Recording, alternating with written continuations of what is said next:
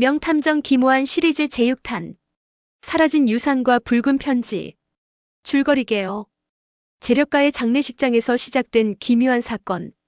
고인의 유언장이 갑자기 사라지고 남겨진 건 피 묻은 붉은 편지 한 장. 상속을 둘러싼 치열한 가족 간 갈등 속에서 김호안은 누가 무엇을 감추고 있는지 하나씩 파헤쳐간다. 가족 중 누군가는 유언장을 훔쳤고 누군가는 고인의 죽음조차 조작했을지도 모른다. 주요 등장인물. 김호안 냉철한 추리와 따뜻한 인간미를 동시에 지닌 탐정. 윤석진 고인의 장남, 사업 실패로 몰락 위기. 윤미정 둘째 딸, 평소 아버지와 가장 사이가 나빴던 인물. 고인의 집사방노인 묵묵히 집안을 지켜본 비밀의 열쇠를 쥔 인물. 변호사 최은호 유언장을 관리하던 인물이지만 사건 당일 실종. 서울 강남의 한 대형 장례식장. 거대한 유리창 너머로 빗줄기가 쉼없이 내리고 있었다. 검은 양복과 검은 한복으로 단정하게 차려입은 조문객들이 줄지어 들어오고 나갔다. 오늘은 재력가 윤창호 회장의 발인 전날 밤이었다. 유족들은 이미 무겁고 긴장된 분위기 속에 서로를 견제하고 있었다. 장남 윤석진은 주름진 이마를 손바닥으로 문지르며 속을 감췄고 둘째 딸 윤미정은 냉담한 표정으로 눈조차 마주치지 않았다. 조문객들은 속으로 수군거렸다.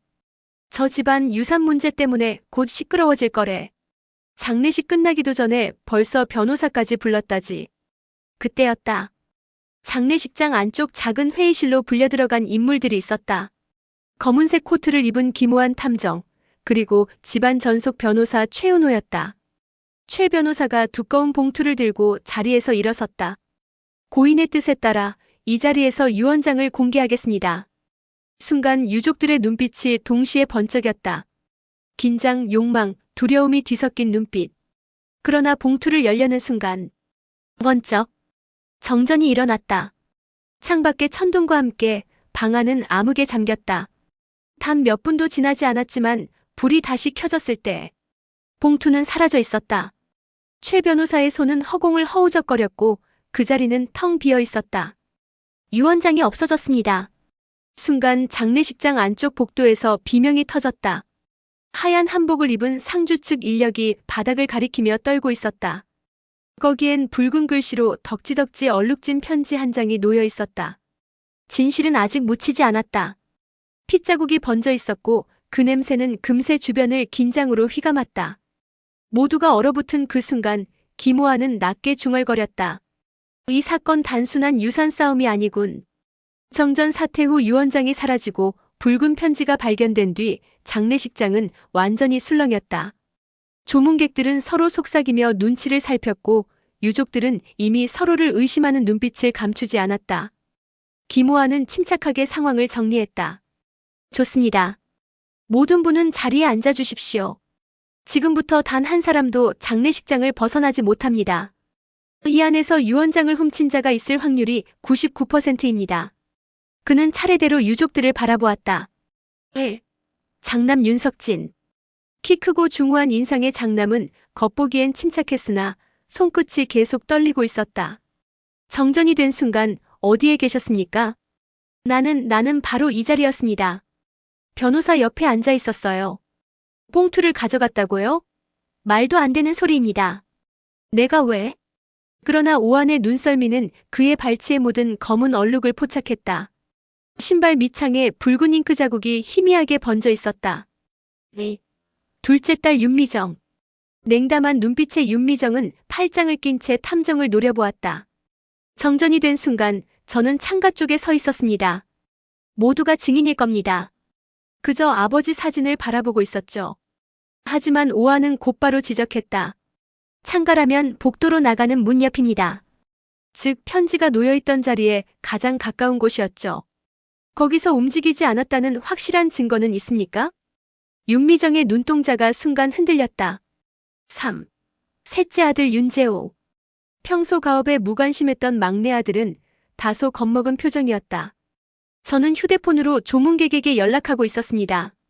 손전등 앱을 켜고 있었으니 증명할 수 있습니다. 그러나 김호안은 휴대폰 화면을 받아들여 확인했다. 최근 사용 내역엔 손전등 앱이 없었다. 대신 카메라가 켜져 있었다. 사진을 찍으셨군요. 정전 상황에서 무엇을 찍으려고 했던 겁니까? 막내는 땀을 흘리며 대답하지 못했다. 붉은 편지의 암호. 그 순간 오하는 증거물로 확보된 붉은 편지를 손에 들었다. 붉은 잉크로 쓰인 글씨, 진실은 아직 묻히지 않았다. 그는 곰곰이 문구를 읽으며 조용히 말했다. 이건 단순한 협박문이 아니에요. 묻히지 않았다라 유산과 관련된 과거의 비밀을 암시하는군. 그리고 편지를 향해 손전등 불빛을 비추자 글자 사이사이에 희미한 음각이 드러났다. 지하실 오래된 상자. 장례식장 안은 일순간 얼어붙었다. 누구도 입을 열지 못했다. 김호아는 조용히 자리에서 일어나 단호하게 말했다. 좋습니다. 이 사건의 실마리는 이미 드러났습니다. 우선 장례식장 지하실로 내려가 보겠습니다. 김호아는 붉은 편지에 새겨진 암호를 들고 장례식장 건물의 지하로 향했다. 두꺼운 나무 계단은 오래되어 삐걱거렸고 내려갈수록 공기가 차갑고 눅눅해졌다. 뒤따라오는 유족들의 발걸음은 무겁고 경직돼 있었다. 여기가 아버지가 평소 쓰시던 창고예요. 둘째 윤미정이 낮게 말했다. 그러나 그 목소리에는 미묘한 긴장감이 섞여 있었다. 지하실 구석, 오래된 장롱 옆에 낡은 나무 상자가 있었다. 먼지가 켜켜이 쌓여 있었으나 뚜껑 모서리엔 최근에 닦은 듯한 자국이 선명했다. 김호환이 장갑을 낀 채 뚜껑을 천천히 열자 안에서 오래된 서류 뭉치와 함께 작은 봉투가 나왔다. 봉투 위에는 낯익은 필체로 쓰인 글귀가 있었다. 이것이 진짜다. 순간 유족들이 서로를 노려보았다. 진짜? 그럼 변호사에게 전달된 유언장은 가짜란 말입니까? 장남 윤석진이 목소리를 높였다. 봉투 속에는 또 다른 유언장이 들어있었다. 내용을 확인한 변호사는 얼굴이 창백해졌다. 이건 오늘 공개하려 했던 것과 완전히 다릅니다. 상속 대상도 분배 비율도 모두 바뀌어 있어요. 장례식장의 공기는 한순간 얼어붙었다. 장남 윤석진은 가업 승계권이 삭제되어 있었다. 대신 막내 윤재호에게 큰 지분이 주어졌다. 둘째 윤미정은 부동산 일부만 받는 것으로 줄어 있었다. 이럴 리가 없어. 윤석진은 믿을 수 없다는 듯 주먹을 움켜쥐었다. 김호아는 다시 상자 안을 살폈다. 서류 밑에는 작은 수첩이 하나 더 들어 있었다. 수첩에는 고인의 글씨로 짧은 메모가 남겨져 있었다. 붉은 편지를 쓰는 자를 조심하라. 내 죽음 뒤 진실은 2번 뒤바뀔 것이다. 순간 오한의 눈빛이 번뜩였다. 즉 누군가 미리 이 상자를 알고 있었고 붉은 편지까지 준비했다는 얘기군. 장례식장으로 돌아온 후 유족들 사이엔 이미 전쟁 같은 대화가 오갔다. 윤석진 이건 조작된 문서야. 누가 위조한 거라고. 윤미정 오히려 당신이 위조했을 수도 있지 않나요? 원래 상속받을 게 많았던 사람이니까. 윤재호 말없이 고개를 떨군 채 저는 아버지가 저를 믿어주셨다고 생각합니다. 각자의 표정은 분노, 혼란, 불신으로 얼룩져 있었다. 오하는 그들의 눈빛 하나하나를 놓치지 않고 지켜봤다. 좋습니다. 그는 단호하게 말을 이어갔다. 이제 분명해졌습니다. 이 사건은 단순한 유언장 실종 사건이 아닙니다. 누군가 의도적으로 가짜와 진짜를 뒤섞어 가족들 사이에 불신을 심으려 한 것이죠. 모두가 숨을 삼켰다. 그리고 그는 마지막으로 한마디를 던졌다. 범인은 이미 여러분 중에 있습니다. 그리고 곧 그 정체가 드러나게 될 겁니다. 김호아는 장례식장 안에 작은 응접실을 임시 조사실로 만들었다. 탁자 위에는 붉은 편지, 2장의 유언장, 그리고 수첩이 가지런히 놓였다. 탐정의 차가운 시선이 유족들에게 번갈아 닿자 그들의 호흡은 점점 거칠어졌다. 첫 번째 신문 장남 윤석진. 윤석진 씨. 김호환이 손가락으로 테이블을 두드리며 말을 시작했다. 당신의 신발에서 발견된 붉은 잉크 자국 설명해 주시겠습니까? 윤석진은 움찔했다. 그건 아버지 영정 앞에 놓인 붉은 국화 때문일 겁니다. 꽃잎에서 나온 즙이 묻은 거예요. 오하는 냉소적인 미소를 지었다. 붉은 잉크와 꽃즙은 전혀 다른 성분입니다. 게다가 편지의 잉크와 자국의 패턴이 정확히 일치했죠. 윤석진의 이마에 땀방울이 맺혔다. 그의 손은 무의식적으로 주머니 속으로 향했다. 오하는 그 미세한 동작을 놓치지 않았다. 그는 뭔가 숨기고 있다. 두 번째 신문 둘째 윤미정. 윤미정 씨. 정전이 되었을 때 당신이 창가 쪽에 서 있었다는 진술은 맞습니까? 윤미정은 팔짱을 끼고 차갑게 대답했다. 네. 그리고 그곳에서 단 한 발짝도 움직이지 않았습니다. 그렇다면 이상하군요. 오아는 작은 증거 사진을 보여주었다. 정전 직후 찍힌 사진 속 윤미정의 그림자가 편지가 놓인 테이블 쪽으로 뻗어 있었다. 윤미정의 눈동자가 흔들렸다. 그건 단순한 각도의 문제일 뿐이에요. 저를 의심하는 건 억지군요. 그러나 그녀의 발끝은 떨리고 있었고 목소리에는 미묘한 떨림이 섞여 있었다. 차갑게 보이려 하지만 두려움을 감추지 못하는군. 오아는 속으로 생각했다. 세 번째 신문 막내 윤재호. 막내는 잔뜩 겁먹은 얼굴로 오한 앞에 앉았다. 저는 정말 몰라요. 아버지가 남긴 진짜 유언장에 제 이름이 있다니 저도 믿기지가 않습니다. 그렇다면 정전 직후 당신이 켠 카메라엔 무엇이 찍혔는지 설명해 보시죠. 오한이 휴대폰 화면을 탁자 위로 밀어주자 사진 속에는 흐릿하게 보이는 장남 윤석진의 손이 담겨 있었다. 그 손은 무언가를 움켜쥔 듯 보였다. 그건 우연히 찍힌 겁니다. 저는 단지 상황을 기록하려고 했을 뿐이에요. 오한은 눈을 가늘게 뜨며 조용히 말했다. 아니요. 우연이라 하기엔 너무 정확합니다. 당신은 그 순간 형이 무언가를 하는 걸 보고 있었죠. 세 사람의 표정은 점점 일그러졌다. 서로를 향한 시선에는 불신과 분노가 가득했다. 윤석진, 내가 나를 몰래 찍은 거냐? 윤재호 형이 수상한 행동을 했으니까요. 윤미정, 둘 다 가증스러워. 결국 아버지의 유산을 차지하려는 거잖아. 언성은 높아졌고 감정은 폭발 직전까지 치달았다. 그러나 그 순간 김호환이 손바닥을 탁 소리나게 내리쳤다. 그만. 그의 목소리는 날카롭게 방안을 가르며 울려 퍼졌다. 좋습니다. 이제 확실해졌습니다. 세 분 모두 거짓말을 하고 있습니다. 하지만 거짓의 무게는 같지 않습니다. 누군가는 단순히 숨기려 했고 누군가는 치명적인 비밀을 감추고 있죠. 오한의 눈빛은 칼날처럼 날카로웠다. 그는 증거들을 차례로 가리켰다. 잉크 자국, 장남의 거짓, 사진 속 손 막내가 목격한 비밀, 그림자의 방향, 둘째의 알리바이 균열. 이 사건의 본질은 유산이 아니라 숨겨진 진실입니다. 그리고 이제 그 진실이 드러날 시간입니다. 신문이 끝난 후 김호환은 장례식장 지하실과 회의실을 다시 꼼꼼히 살펴보기 시작했다. 붉은 편지, 진짜 유언장, 그리고 수첩 외에 놓친 것이 없는지 확인하기 위해서였다. 여기서 무언가 중요한 게 남아 있습니다. 단서는 눈에 보이지 않을 수도 있죠. 그는 조심스럽게 벽면과 바닥, 오래된 가구를 살폈다. 지하실 구석, 오래된 책장 뒤로 미묘하게 다른 질감의 벽이 있었다. 손을 대자 작은 틈새가 느껴졌다.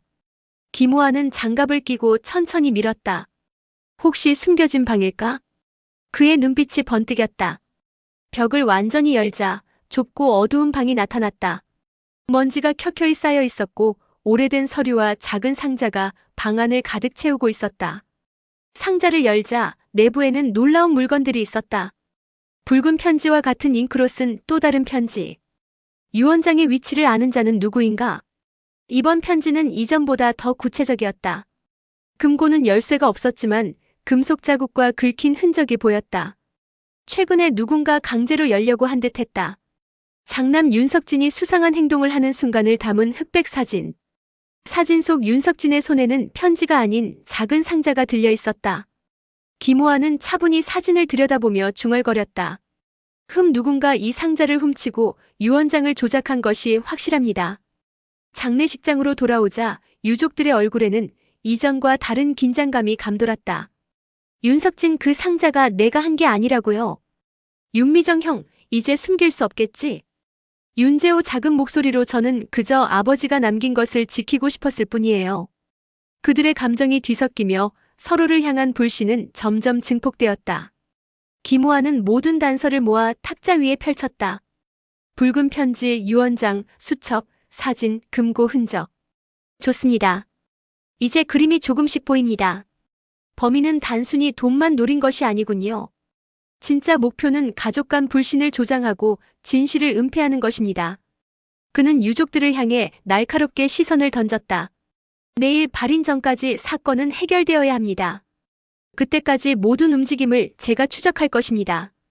그리고 그 진짜 범인이 드러나는 순간 여러분 모두 충격을 받게 될 겁니다. 밤은 깊어가고 빗줄기는 여전히 장례식장 유리창을 두드리고 있었다. 김호환은 창밖을 바라보며 낮게 중얼거렸다. 진실은 반드시 드러난다. 그러나 그 과정에서 드러나는 사람들의 얼굴은 상상을 초월할지도 모르지. 장례식장 지하에 숨겨진 방. 김호환은 오래된 금고 앞에서 장갑을 끼고 세심하게 관찰했다. 녹슨 금속 틈 사이로 미세한 긁힘과 흔적이 남아있었다. 누군가 최근에 강제로 열려 했군요. 하지만 완전히 열지는 못했습니다. 그는 천천히 금고를 돌리며 내부 장치를 살폈다. 오하는 작은 도구를 꺼내 금고의 자물쇠와 내부 메커니즘을 분석했다. 손끝에서 느껴지는 금속 감촉, 틈새에서 들리는 끼익 소리까지 모든 것이 단서였다. 몇 분 후 금고는 조심스럽게 열렸다. 안에는 두꺼운 서류 뭉치, 붉은 편지와 같은 잉크로 쓴 추가 메모, 작은 상자가 들어있었다. 김호환은 먼저 서류를 확인했다. 일부는 가짜 유언장과 동일한 문서였지만 세부 내용이 조금씩 달랐다.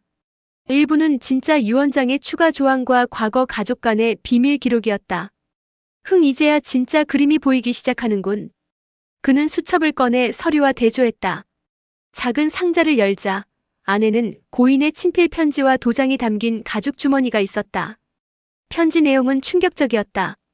유산보다 중요한 것은 가족의 진실이다. 붉은 편지를 누가 보내든 나는 그 진실을 반드시 기록해두었다. 김호환은 속으로 중얼거렸다. 즉 누군가 편지를 이용해 가족들을 속이려 한 것이 확실하다. 범인은 유언장과 금고를 모두 알면서 혼란을 조장한 것이다. 장남 윤석진은 불안과 분노가 뒤섞인 얼굴로 말했다. 누군가 우리를 속이고 있었다고요? 그럼 누가? 둘째 윤미정은 날카롭게 물었다. 형, 너였어? 내가 유언장을 바꾼 거지. 막내 윤재호는 두려움에 떨며 입술을 깨물었다. 저는 아무것도 몰라요, 그냥. 김호환은 세 사람의 심리 변화를 예리하게 관찰했다. 장남 자신이 가장 큰 상속권자였으나 진짜 유언장에서 제외될 가능성의 공포. 둘째 그 불이익을 이용해 형을 의심, 공격적 태도. 막내 단순히 아버지를 신뢰하지만 모든 비밀을 목격했음에도 침묵. 좋습니다. 이제 범인의 윤곽이 보이기 시작합니다. 그는 붉은 편지와 편지 속 암호를 손에 들며 낮게 중얼거렸다. 밤이 깊어지고 장례식장 안은 조용했지만 긴장감은 최고조였다. 모든 증거가 한자리에 모였고 이제 남은 건 범인과의 직접 대면이었다. 김호환은 결심했다. 내일 발인 전 모든 진실이 드러날 것이다. 그리고 그 순간 가족들은 스스로 얼마나 서로를 오해했는지 깨닫게 될 것이다. 다음 날 아침 장례식장은 발인을 앞두고 분주했다. 하지만 김호환은 유족들을 한자리에 모아 최종 대면 신문을 준비했다. 탁자 위에는 붉은 편지, 진짜 유언장, 금고, 속 단서가 가지런히 놓여 있었다. 김호환은 조용히 한숨을 내쉬며 말했다. 좋습니다. 이제 모든 것을 공개하겠습니다. 오늘 이 자리에서 사건의 진실이 드러날 겁니다. 유족들은 서로를 의심하는 눈빛으로 바라보았다. 장남 윤석진은 이미 얼굴이 창백했고 둘째 윤미정은 날카로운 눈초리로 탐정을 주시했다. 막내 윤재호는 두려움에 떨며 테이블 가장자리를 움켜쥐고 있었다. 김호환은 붉은 편지를 집어들었다. 이 편지는 단순한 협박이 아닙니다. 누군가 유언장을 훔치고 가족들 사이에 불신을 심기 위해 만든 도구였습니다. 그는 편지에 적힌 음각과 암호를 공개하며 말했다. 지하실 오래된 상자 이지시는 바로 여러분 중 누군가가 진짜 유언장을 찾게 만들고 그 과정에서 다른 가족들을 속이려는 의도가 담겨 있었습니다. 김호환은 사진과 금고 흔적을 보여주며 말했다. 이 사진 속 인물, 손에 들린 상자가 무엇인지 아십니까? 장남 윤석진이 얼굴을 붉히며 외쳤다. 그건 그저 확인하려고. 오하는 눈을 가늘게 뜨며 조용히 지적했다. 아닙니다. 사진 속 손동작은 분명합니다. 누군가 의도적으로 유언장을 손에 넣고 혼란을 조장했습니다. 그리고 그 흔적은 금고에도 남아있습니다. 순간 장남과 둘째는 서로를 향해 고함을 질렀다. 윤석진 내가 내 유산을 가로채려 한 거지. 윤미정 형, 내가 먼저 유언장을 바꾼 거 아니야? 막내 윤재호는 몸을 떨며 중재하려 했다. 제발 형, 누나 우리 서로를 믿읍시다. 아버지가 원하신 건. 하지만 그 목소리는 긴장과 분노 속에 묻혀버렸다. 김호아는 그들의 미묘한 심리 변화를 놓치지 않았다. 장남 분노와 공포가 섞여 공격적 태도를 숨기지 못함. 둘째 불신과 교활함이 교차하며 형을 공격. 막내 진실을 알고 있으나 공포 때문에 침묵. 그는 낮게 중얼거렸다. 범인은 감정을 조종하며 자신의 흔적을 숨기려 했군. 이제 그 마지막 조각을 찾아야 한다. 김호아는 탁자 위 증거를 다시 정리하며 조용히 말했다. 오늘 이 사건은 진실과 거짓이 맞부딪히는 순간을 맞이합니다. 그리고 그 순간 모든 가족이 얼마나 서로를 오해했는지 알게 될 것입니다. 발의는 곧 시작될 예정이었고 장례식장은 숨죽인 긴장 속에 폭풍 전야처럼 고요했다. 김호아는 금고 속 단서와 사진, 붉은 편지의 필적을 대조하여 범인이 장남 윤석진임을 밝혀낸다. 윤석진은 결국 자백하며 유언장 조작과 가족 혼란 조성 사실을 인정한다.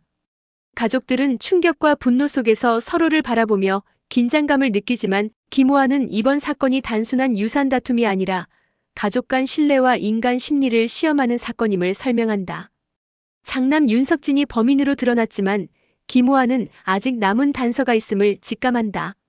막내 윤재호가 지하실에서 본 상자와 붉은 편지의 존재가 사건 해결의 핵심 열쇠였다. 김호아는 금고 속 메모와 붉은 편지를 대조하며 진짜 유언장을 은폐하려는 계획이 고인의 사전 준비였음을 밝혀낸다. 가족들은 서로를 오해했음을 깨닫고 진실을 목격하며 서로의 신뢰와 화해를 시작한다. 장남 윤석진은 조작과 거짓을 자백하며 경찰에 자진 출석했고 둘째 윤미정과 막내 윤재호는 서로를 이해하며 차분해졌다. 김호아는 붉은 편지와 금고 속 서류를 정리하며 말했다. 가장 중요한 것은 돈이 아니라 가족 간 신뢰와 진실입니다. 진실은 결국 드러나며 화해와 이해가 상처를 치유합니다.